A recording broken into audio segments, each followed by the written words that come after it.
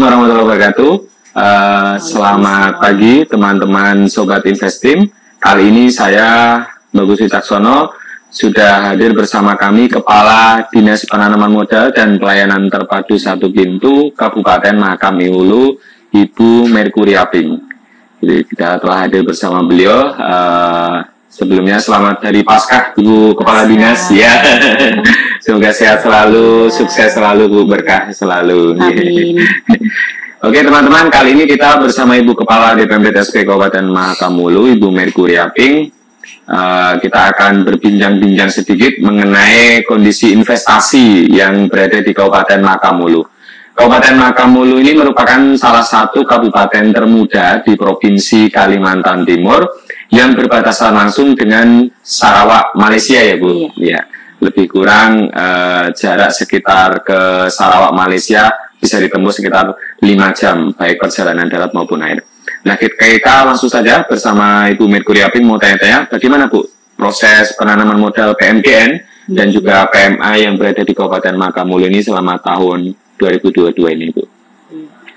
Proses PMDN sama PMA yang ada di Kabupaten Mahakam Hulu, kalau PMDN-nya ada sekitar 28 pelaku usaha, kemudian PMA-nya ada sekitar 11 pelaku usaha Kabupaten Mahakam Hulu.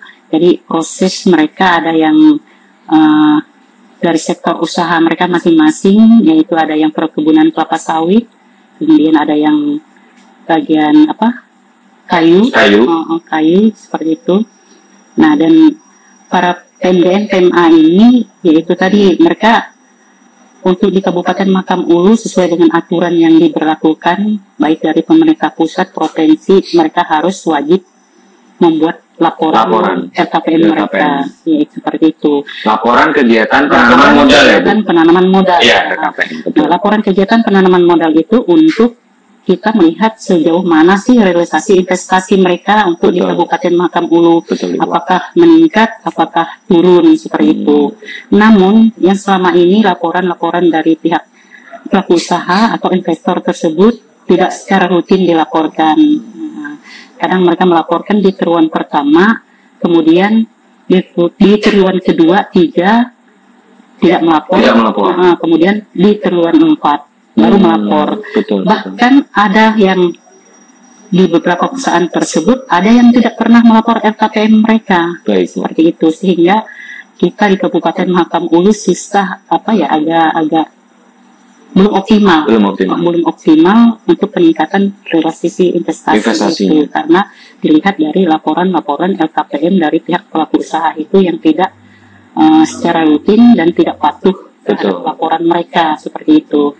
Dan itu juga yang kita harapkan supaya kita bisa meningkatkan investasi di Kabupaten Mahakam Hulu agar pihak perusahaan ini atau pelaku usaha ini membuat laporan mereka secara rutin seperti itu, demi untuk meningkatnya investasi di Kabupaten Mahakam Hulu. Karena termasuk peningkatan investasi ini menjadi 10 program prioritas Bapak Bupati Mahakam Hulu ya Bu, salah satunya peningkatan investasi ini. Oke Bu, untuk target sendiri di 2022 ini lebih kurang tercapai 351 miliar ya Bu. Dari target yang sebelumnya, 2021 2,9 triliun itu. Oke Bu. Nah, untuk kemudian pelaku usaha baik PMDN maupun PMA itu Bu yang masih belum melakukan laporan LKPM itu, untuk sanksi dan sebagainya masih masih belum dispesifikan ya Bu bagi pelaku usaha yang menjalankan LKPM, tapi belum teratur kepatuhannya itu ya Bu. Dan belum tertib administrasinya itu. Oke Bu, siap. Pelaku usaha. Total kalau mohon izin, kalau total PMDN dan PMA di Mahakam Hulu ini sejauh ini tercatat sejumlah berapa Bu? Totalnya itu tadi, yaitu yang seperti yang saya sampaikan tadi, yaitu PMDN-nya ada sekitar 28 yang itu di tahun 2022. Kemudian di PMA-nya itu yang 11 PMA. Dan itu tersebar di seluruh kecamatan ya Bu. Ada berapa kecamatan Bu, mohon izin Bu? Di sini ada 5 kecamatan. 5 kecamatan di Mahakam Hulu ini Bu. Yang paling terakhir di perbatasan sana Kecamatan Longapari. Iya, Longapari. Kalau dari Ujung Bilang ini berapa lama Bu ditempuh ke Longapari itu Bu? Kemarin kita tempuh itu mungkin sekitar berapa jam ya kita nyampe di sini kemarin, 8 jam. 8 jam ya Bu? Iya. Dengan paling ujung ya keadaan yang ekstrim sekali. Mungkin Bapak bisa tanyakan dengan Pak Taufik. Betul. Sudah ke Mangapari ya 8 jam ya Bu? Iya, lewat sungai. Betul.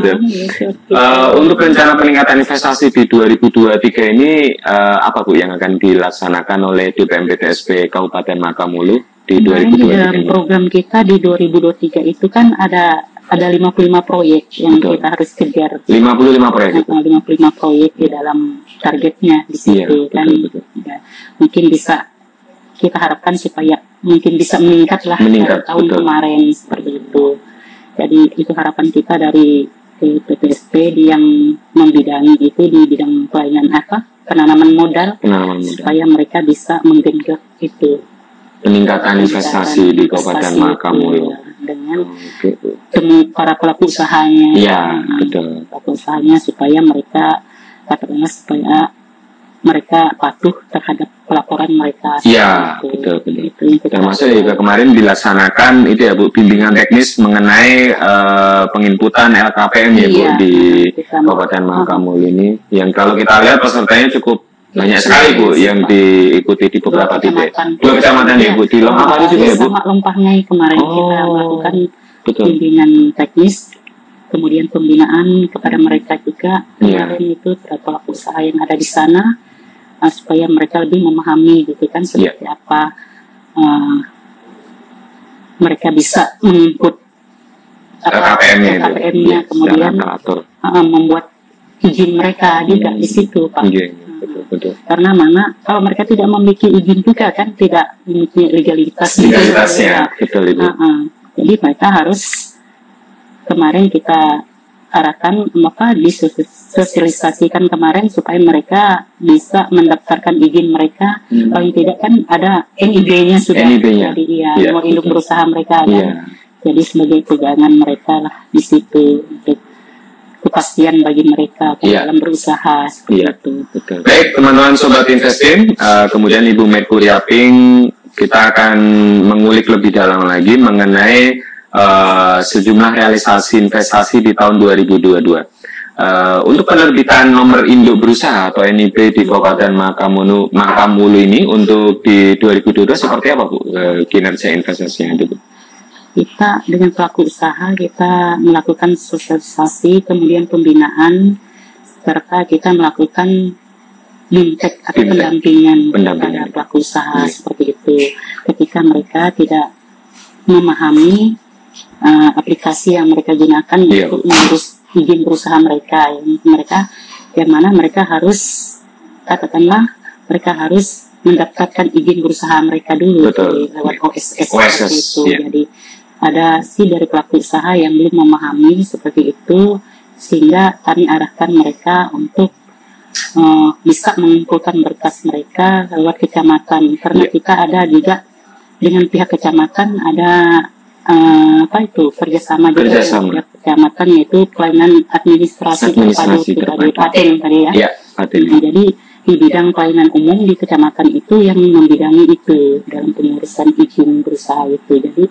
Jadi izin-izin para pelaku usaha yang mau mengurus izinnya itu mereka harus mengumpulkan berkas mereka di situ, kemudian dari pihak kecamatan baru turun ke PTSP Kabupaten untuk melakukan pendampingan mereka untuk menginput data-data mereka di OSS aplikasi OSS. Total sudah berapa NIB Bu yang diterbitkan selama tahun 2022 ini?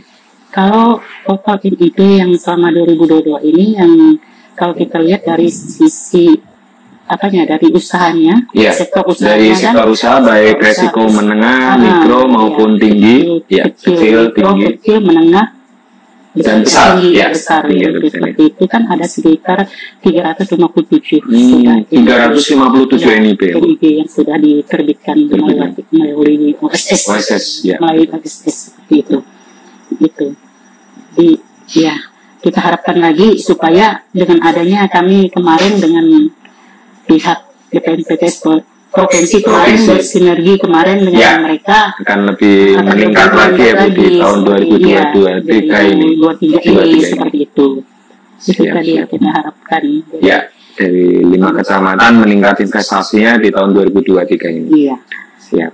Dengan adanya kemarin kita melakukan sosialisasi gitu kan, jadi para pelaku usaha mungkin paling tidak kan udah memahami. Iya, memahaminya itu. Kewajiban mereka. Kewajibannya itu.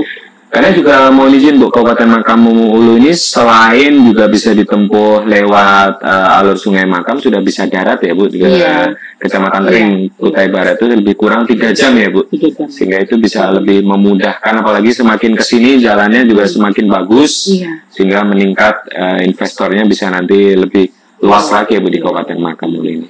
Kalau kami di DPNPTSP Kabupaten Makam Ulu memiliki 2 bidang ya. 2 bidang, yaitu bidang pelayanan perizinan, kemudian bidang penanaman modal. Itu seperti itu.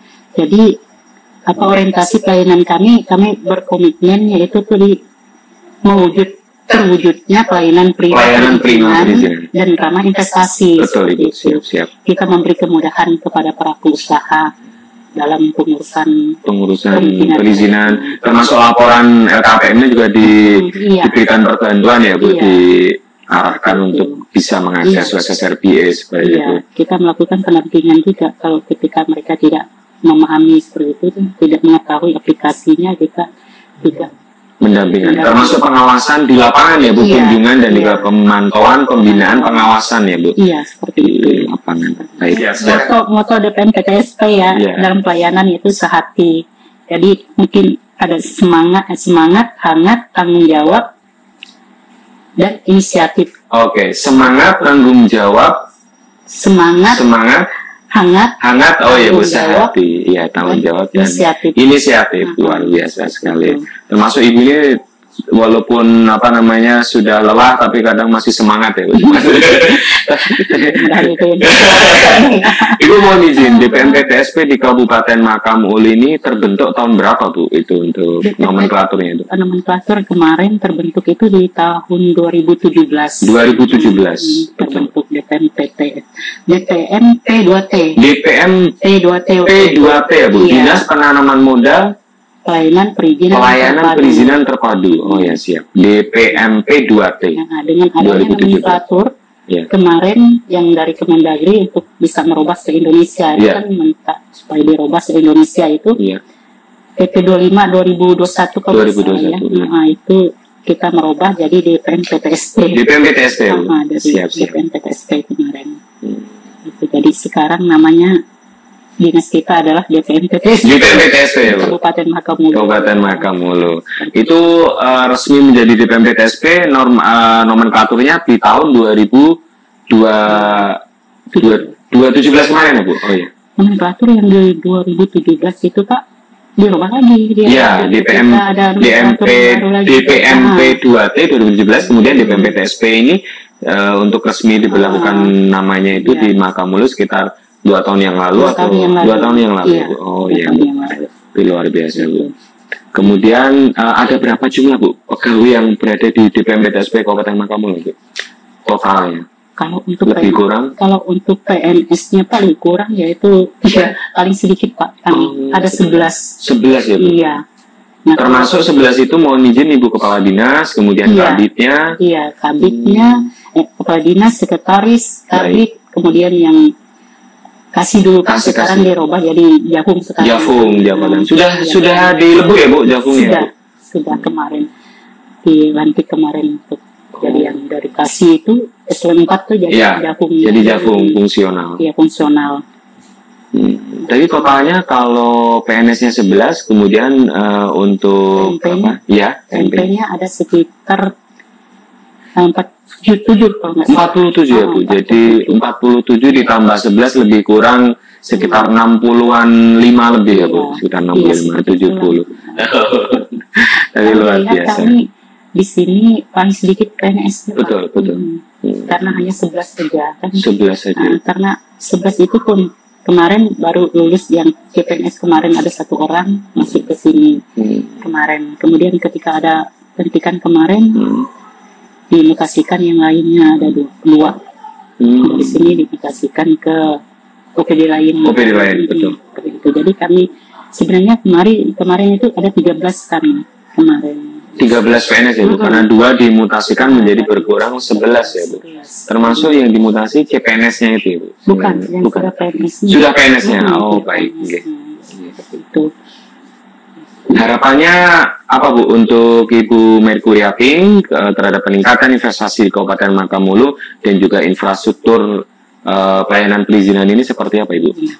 Harapan kita supaya ada dukungan dari pemerintah daerah juga maupun pemerintah provinsi kita, supaya peningkatan investasi bisa berjalan dengan baik seperti itu. Karena apa? Kami juga di sini terkendala dengan sarana prasarana infrastrukturnya juga seperti itu, kami kekurangan, apalagi termasuk dengan teknologi informasi seperti itu kan, kami di sini juga terbatas seperti itu. Dan lagi kami juga di sini untuk sementara ini kan masih menggunakan rumah penduduk. Rumah penduduk. Rumah penduduk. Untuk kantornya ini. Iya, rumah penduduk. Jadi belum di PMDSP Kabupaten Makamulu ini masih sedang berupaya untuk bisa ada kantornya untuk definitif ya Bu. Ini masih mengontrak sehingga nanti bisa kedepannya bisa saling sinergi ya Bu, kabupaten dan juga provinsi. Karena BPMDSP juga menjadi penilaian juga Pak. Betul. Kemarin dari Ombudsman, Kemenpan kemarin, Kementerian Pertanian, BPKPM ya Bu. Iya. Terbanyak ya Bu di antara PD lain penilaiannya. Banyak penilaian yang dimana penilaian itu kan pasti menjurus kepada infrastruktur, sarana prasarana di situ. Jadi kami terbatas memang di situ. Karena kita harus menata ruangan juga seperti itu. Ada pelayanan ruang pelayanan pengaduan masyarakat gitu. Jadi dengan yang kita menggunakan rumah penduduk, nggak mungkin kita bisa membenah. Mobilitasnya termasuk salah satu kekurangan dan juga yang belum ada ini adalah sarana kendaraan dinas ya Bu, kendaraan dinas itu belum ada, sehingga siapa itu berarti Bu naik sepeda motor ya Bu? Iya. Luar biasa. Dengan jangkauan yang luas dan juga alur Sungai Makam, kapal juga belum memiliki sarana milik kantor sendiri ya Bu? Iya, seperti itulah Pak. Betul, sehingga nanti bisa diupayakan. Investasi kan kalau kita mau mempromosikannya kan paling enggak kan lewat lewat website, jaringan internetnya, internetnya seperti itu kan. Ya di sini memang ada sih potensi investasi yang ada di Kabupaten Makamulu itu, tapi ya itu tadi karena belum terjamah oleh pihak pengelola yang serius. Betul. Untuk jaringan IT telekomunikasinya itu belum terlalu dikembangkan ya Bu. Gitu, seperti itu. Bisa itu nanti. Jadi kemarin juga melakukan di bidang penanaman modal, kemarin juga melakukan kan suatu pendataan terhadap potensi investasi. Jadi kita bersinergi kerjasama dengan OPD teknis terkait seperti itu kemarin. Kayak seperti pariwisata kan, mana sih potensi dari pariwisata yang bisa kita kembangkan, bisa kita promosikan. Kami minta data-datanya itu. Kemudian di perkebunan juga seperti itu. Kemarin kami dalam suatu forum rapat kami diskusikan itu supaya bisa kami tidak mengambil pekerjaan dari OPD ini. Cuma kami ada kegiatan yang memang harus masuk di bidang penanaman modal untuk kita melakukan kerjasama membantu dari OPD teknis tersebut untuk bisa kita promosikan. Seperti itu. Iya, jadi kemarin itu ada koordinasi untuk meminta data-data dari PDP teknis itu terkait data-data potensi investasi yang ada di Kabupaten Makamulu seperti itu kemarin. Yang ada di sini itu kan Pak banyak sih memang sih potensi-potensi, cuma ya itu tadi belum terkelola dengan baik. Kemudian akses juga, jalan juga untuk menuju ke seperti pariwisata. Jalan untuk menuju ke sana ketika kita ada potensi kita di situ terkait dengan pariwisata kan, tempat wisata yang bagus, tapi akses kita menuju ke sana belum maksimal ya Bu, infrastrukturnya menuju daerah pariwisata Bu. Selama ini pariwisata andalannya Makamulu apa Bu? Selain mungkin Mereka selama ini sih Arung Jeram sih. Arung Jeram. Selama ini Arung Jeram. Yang di sekitar mau menuju Longapar itu ya Bu? Iya. Yang menantang kan. Dan juga terkenal itu Bu. Kalau kita melihat, kalau kita mudik ke Uluryam kan, ada tempat wisata yang bagus-bagus juga tuh. Iya. Ya mungkin bisa tanya Pak Taufik kemarin. Iya. Air terjun itu yang di ini mereka. Karena Mas Taufik, Bu, apa namanya, ngeri-ngeri sedap gitu. Iya. Alhamdulillah selamat Bu, lancar juga itu kemarin katanya. Ceritanya kan juga banyak. Sebelum-sebelumnya cerita yang enak gitu kan Bu, di sekitaran jalur itu kan Bu, jadi cukup menantang juga. Kalau dulu sih speednya itu agak kecil, kalau sekarang kan udah pengalaman yang sudah banyak kejadian kemarin, mungkin kan banyak yang karam apa kan, jadi bodinya sekarang speed itu kan agak besar sekarang, jadi tidak terlalu ini juga kita. Jadi paling ujung Longapari itu ya Bu? Iya, paling ujung Longapari itu di perbatasan itu yang ada tentara-tentara jaga di sana itu. Kita dari Longapari itu nyebrang ke tempat yang menjaga perbatasan itu, para tentara di sana itu enggak terlalu ini juga, enggak terlalu jauh juga. Iya. Tapi masyarakat masih bisa nyebrang nggak Bu ke sana atau tetap melakukan dokumen-dokumen untuk perjalanan ke lintas negara misalkan? Harusnya seperti itu Bu. Kita harus memiliki dokumen. Iya. Ini mereka juga sih. Ibu sudah pernah nggak Bu ke pos lintas batas negara itu? Saya untuk lewat Uluryam sih enggak sih, cuma lewat kemarin kita tahun berapa sih waktu saya masih di Kubar. Iya. Kami melewati daerah Pontianak. Apa namanya? Sangau apa? Iya. Kami lewat situ kemarin. Jadi kita melewati lintas darat kan, ada juga yang jaga di sana, tentara-tentara yang menjaga perbatasan di sana. Kalau sungai yang itu juga tembus ke Sarawak Malaysia juga Bu? Nah itu saya kurang tahu juga sih, apakah tembus di situ atau gimana. Jadi Bu sempat dulunya itu di Kutai Barat. Saya sempat di Kutai Barat dulu. Awal-awal sih pengangkatan PNS kemarin di Kutai Barat. Di Kutai Barat saya. Jadi lama di Kutai Barat tuh. Baru tahun 2024 pindah ke Kecamatan Laham. 2004? Di Kecamatan Laham, karena waktu itu kan kecamatannya baru pemekaran, ada berapa kecamatan kemarin waktu itu yang pemekaran itu. Betul. Itu Kubar. Kutai Barat. Iya. Siap. Baik, terima kasih Sobat Investim. Terima kasih Bu Kepala DPMPTSP Kabupaten Makamulu, Ibu Merkuri Aping yang sudah berkenan untuk menyempatkan waktunya untuk bertanya jawab kepada kami langsung. Semoga sehat selalu Ibu dan juga sukses dan berkah selalu dalam menjalankan tugasnya. Terima kasih Ibu Merkuri Aping. Siap. Terima kasih teman-teman yang sudah menyimak podcast DPMPTSP Kaltim Menyapa, yang kali ini kita berada di Kabupaten Makamulu dan berkesempatan langsung mewawancarai Ibu Kepala DPMPTSP Kabupaten Makamulu, Ibu Merkuri Aping. Selamat siang dan salam investasi.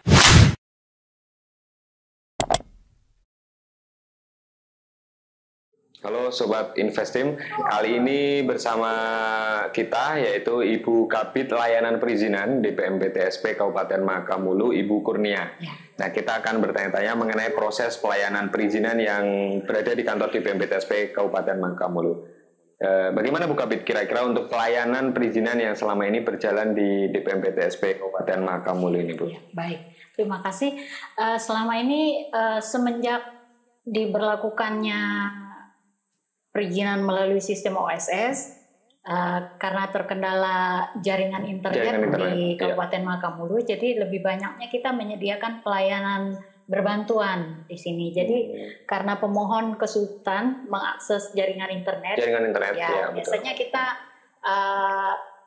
menyediakan formulir berbantuan. Jadi pemohon akan mengisi data yang kita perlukan pada saat nanti kita mengajukan permohonan yang melalui OSS.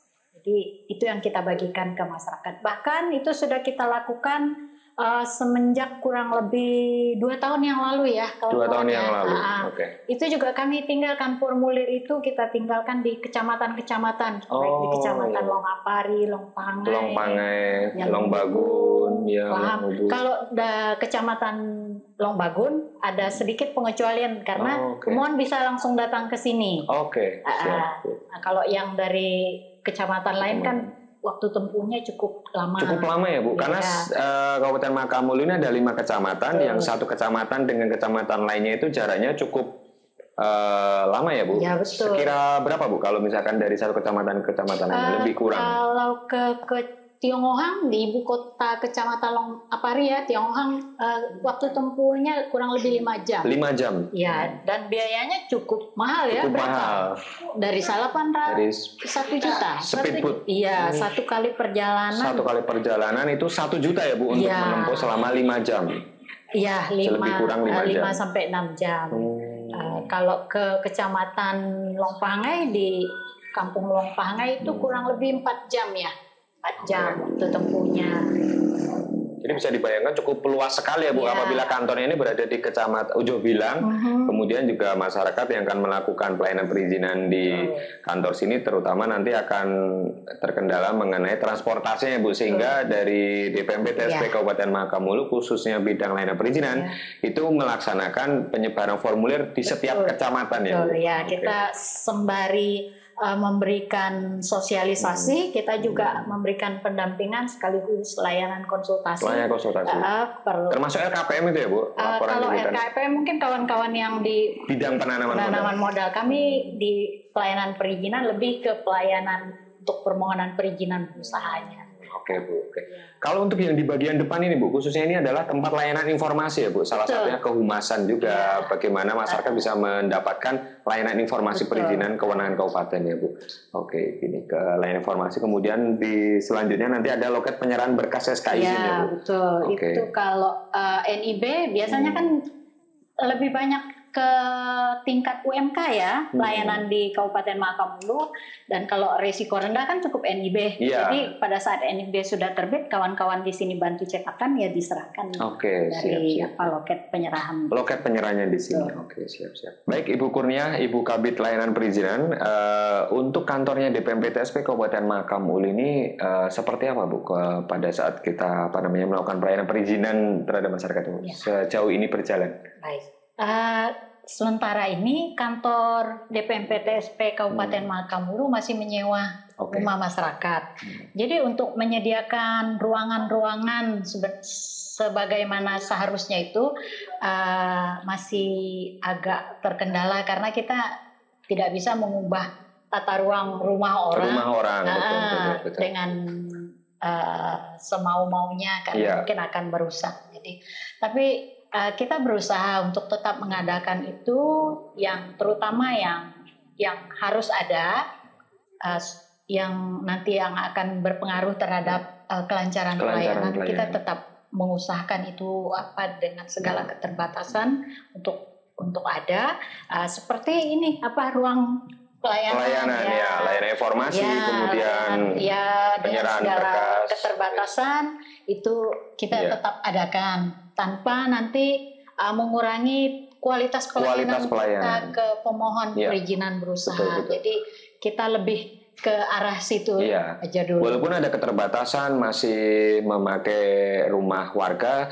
tetapi pada saat pelayanan tetap memaksimalkan unsur pelayanan. Termasuk di sini kita melihat ada meja penerima tamu, kemudian ruang menyusui, ruang bermain anak, dan juga loket pengaduan itu salah satu SOP pelayanan publiknya ya Bu. Kita tetap mengusahakan untuk bisa tampil maksimal ini. Karena total berapa Bu pegawai yang berada di bidang layanan perizinan Bu totalnya? PNS-nya sendiri ada berapa Bu layanan perizinan bidangnya? Hanya ada 4 orang. Hanya aja 4 orang. Ya. 4 orang. Selebihnya adalah kawan-kawan rekan-rekan TKK yang membantu. Sejumlah berapa Bu lebih kurang? Kurang lebih 13 orang ya sampai. 13 orang. Enggak sampai. 9 atau 10 orang. Jadi totalnya di bidang layanan perizinan lebih kurang totalnya 15 ya Bu. Betul, dengan PNS-nya. Betul. Tentu ini tidak menjadi halangan untuk melakukan pelayanan secara maksimal kan gitu. Betul, ya. Jadi kita berusaha walaupun jumlah kita juga terbatas, Jadi nggak apa-apa kita merangkap sebagai back office, sebagai front office, nggak apa-apa gitu. Ini kantornya ini strategis sekali ya Bu, berada di pinggir jalan Mahakam Ulu menuju Kutai Barat ya Bu ini Bu, jalan tembusnya ke Kutai Barat. Betul, ini termasuk jalan poros, tapi kalau di Kabupaten Mahakam Ulu khususnya di Ujo Bilang ini namanya jalan poros Ujo Bilang Long Melaham. Oh, jalan poros Ujo Bilang Long Melaham. Oke. Long Melaham. Long Melaham. Iya, betul. Sobat investasi, kita lanjut di DPM BTSP Kabupaten Mahakam Ulu dengan Ibu Kabid Layanan Perizinan, Ibu Kurnia. Nah, ini menarik Bu. Salah satu target investasi di Kabupaten Mahakam Ulu ini cukup tinggi ya Bu di 2023. Bagaimana Bu dengan infrastruktur untuk teman-teman yang berada di DPM BTSP Kabupaten Mahakam Ulu, termasuk Ibu sendiri dalam menjalankan aktivitasnya ini seperti apa Bu? Apakah sudah ada kendaraan infrastruktur yang memadai, mobil dinas misalkan, atau seperti apa? Silakan Ibu. Itu juga menjadi kendala buat kami karena selama ini kita belum punya kendaraan roda 4 dan berharap pemerintah bisa memperhatikan ke arah itu supaya nanti kita khususnya di bidang pelayanan perizinan bisa melakukan pelayanan bergerak dengan cukup cepat ke masyarakat yang memerlukan perizinan berusaha, khususnya masyarakat-masyarakat yang mungkin kategori usahanya di level UMK. Jadi kita bisa mendatangi. Karena UMK ini masuk dalam perizinan OSSRB ya Bu, yang kategori menengah, sedang, tinggi, dan juga rendah. Ya. Jadi kita bisa melakukan, berharap dengan kendaraan roda 4 itu kita bisa melakukan pelayanan jemput bola. Tanpa menunggu mereka datang, tapi kita yang datang ke masyarakat pemohon tersebut. Berarti selama ini dari DPM BTSP Kabupaten Mahakam Ulu hanya sudah difasilitasi melalui kendaraan termasuk seperti ini ya Bu, untuk mengakses di 5 kecamatan, 5 kecamatan dengan jarak yang cukup panjang sekali ya Bu, berjam-jam ya Bu. Betul. Dan ini juga mungkin hanya bisa untuk di lingkungan kecamatan Longbagun, yang jalannya sudah minimal ada pengerasan. Kalau untuk ke kecamatan-kecamatan yang waktu tempuhnya cukup jauh, kita sebenarnya sangat memerlukan kendaraan yang roda 4 dan mungkin yang kendaraan lapangan, yang double garda. Dan ini belum ada ya Bu, sama sekali satu pun belum ada. Belum ada sama sekali. Belum ada. Jadi cukup pakai kendaraan ini lumayan sekali. Ini bannya juga beda, jadi lebih keras juga ini. Ini sudah ban yang sebenarnya cukup menyesuaikan. Tapi dengan kondisi yang ada memaksimalkan ya Bu pelayanannya itu ya Bu. Paling enggak dalam lingkungan kecamatan di sekitar ibu kota. Ini kalau pakai kendaraan ke Longbagun ini berapa lama Bu jarak tempuhnya dari Ujo Bilang kantor DPM BTSP Mahakam Ulu ini Bu? Kalau ke kampung di sini istilah desa itu kampung. Kalau ke Longbagun mungkin memerlukan waktu tempuh sekitar 1 jam. 1 jam. Dengan kendaraan ini ya Bu. Ini kalau bocor di jalan, belum lagi nanti ada kendala yang lain, cukup menyulitkan ya Bu untuk pelayanan. Risiko sebenarnya. Siap, betul. Sehingga nanti kedepannya akan lebih dimaksimalkan lagi dan juga disinergikan untuk mendapatkan infrastruktur yang memadai ya Bu, infrastruktur pelayanan perizinannya. Dan mungkin juga perlu dipikirkan juga, mungkin Ibu Kadis sudah menyampaikan ketersediaan sarana prasarana termasuk ketersediaan jaringan. Oke, kali ini kita jumpa langsung dengan salah satu pejabat di bidang penanaman modal, yaitu analis penanaman modal Jabatan Fungsional, yaitu Bang Roni Johan Taruna. Sehat Bang? Sehat aja? Siap. Mau tanya-tanya nih Bang, untuk di bidang penanaman modal di DPM BTSP Kabupaten Mahakam Ulu ini sejauh mana Bang perkembangan kinerjanya di investasi untuk penanaman modal juga promosi khususnya ini di 2022 dan rencana 23 ini seperti apa Bang?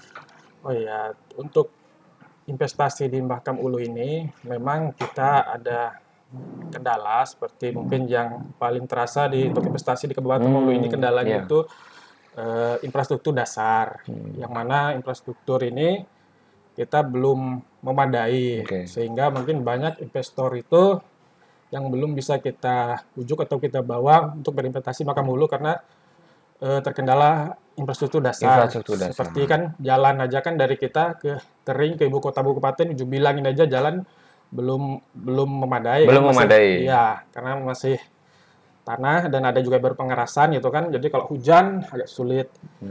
Itulah kendala mungkin di infrastruktur dasar. Infrastruktur dasarnya untuk Itu pelayanan habis itu listrik juga kan. Listrik ya. kita juga masih belum memadai untuk mungkin ada perusahaan mungkin yang berminat untuk mendirikan suatu pabrik atau perusahaan. Tapi kan kalau tidak memadai seperti listriknya ini kan juga termasuk salah satu kendala. Kendala inilah mungkin yang terasa untuk ini dua kendala. Hal ini kalau sudah mungkin ya bisa saja kita untuk investor mungkin ke Makam Ulu karena banyak potensi di Kabupaten Makam Ulu ini kan seperti perkebunan itu ada coklat kita bisa dikembangkan kopi dan produk unggulan kita ini di sini Kabupaten Makam Ulu ini adalah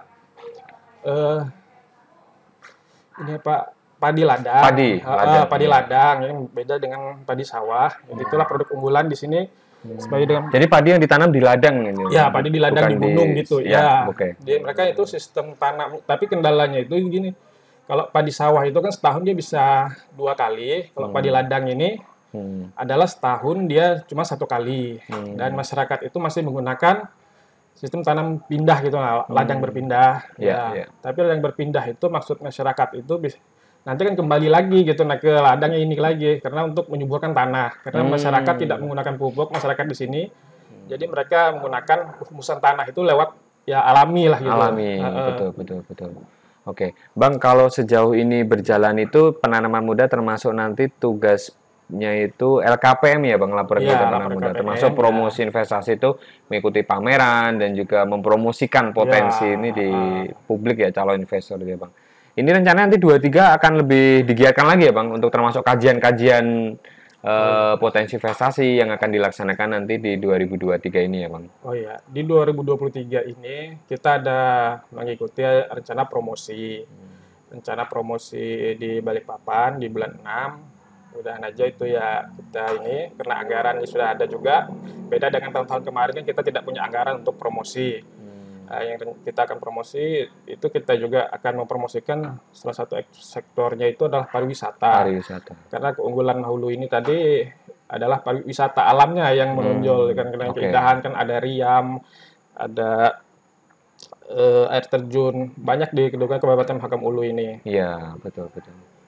Ya soal LKPM tadi ya kami akan menggalakkan 2022 yang mana perusahaan yang tidak melaporkan LKPM, maka 2023 ini kami akan memberikan teguran kepada perusahaan yang tidak melaporkan LKPM. Seperti itu, Mas. Oke. Baik, gitu teman-teman perjumpaan dengan salah satu staf bidang penanaman modal, Bang Roni. Terima kasih atas waktunya, Bang. Kita akan jumpa lagi di lain kesempatan.